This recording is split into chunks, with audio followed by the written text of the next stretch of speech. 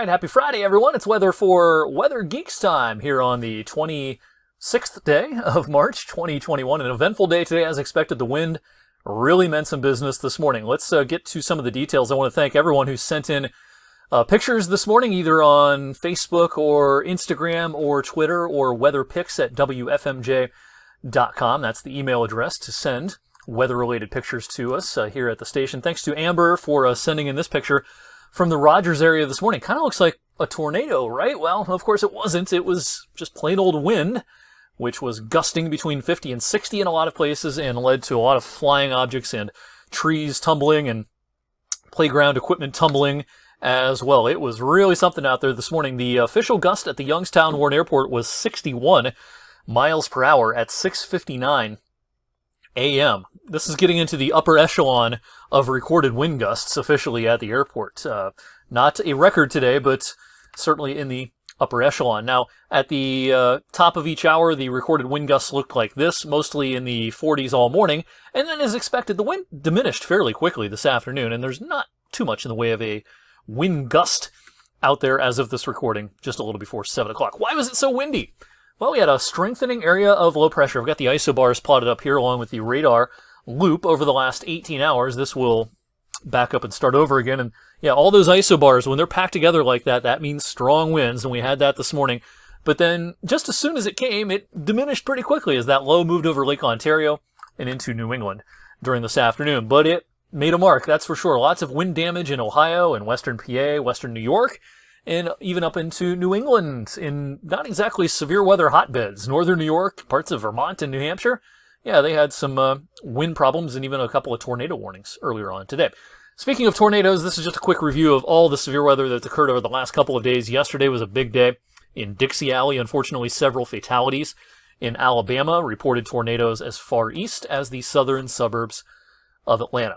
All right, this afternoon was not great. A lot of clouds, chillier temperatures, gusty wind, but tomorrow, much improved. We start out in the 40s. We make our way into the middle and upper 60s tomorrow afternoon, maybe even 70 on some thermometers before Saturday is through. And it's easily the pick day of the weekend. Showers will push in very late Saturday night towards daybreak Sunday morning and plan on a wet Sunday morning. Showers will taper off probably by about lunchtime.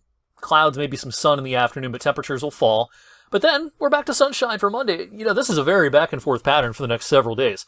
Not great Sunday, much better Monday, even better on Tuesday, and then things go downhill again. So 67 for Saturday, that 58 Sunday morning is a morning high for the day. I think we'll spend the afternoon mostly in the 40s. Now let's talk about the back and forth for next week. Monday and Tuesday are winners. We're back into the middle and upper 60s on Tuesday, but then the next cold front on Wednesday is a doozy.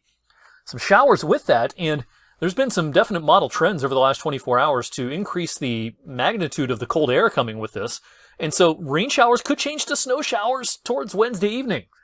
You know, a little more than 24 hours after being in the upper 60s, we might have snowflakes flying Wednesday evening in the waning hours of March. I remarked earlier this week that we're probably done with accumulating snow in the month of March. I might have called that putt a little bit too early. Maybe in the last few hours of the month we get a little bit of snow accumulation, and flurries could linger into April 1st on Thursday with temperatures mostly in the 30s. So model-wise, here's a look at the European model depiction of things. Showers Wednesday, but already by Wednesday evening into the overnight, you see some blue on here. Now, this is just one run of one model. We're not going to take this as the gospel, but it shows what is possible with this system as it comes east. So this is something we'll be keeping an eye on over the next few days. I don't think it'll be big impacts or anything like that, but most of us, once we've tasted the 70s, we certainly don't want to see any more snowflakes, and this will make some people a little bit grumpy for midweek. But I mentioned the back and forth nature of things. That cold shot lasts Wednesday night through Friday, but by Easter weekend, that's next weekend,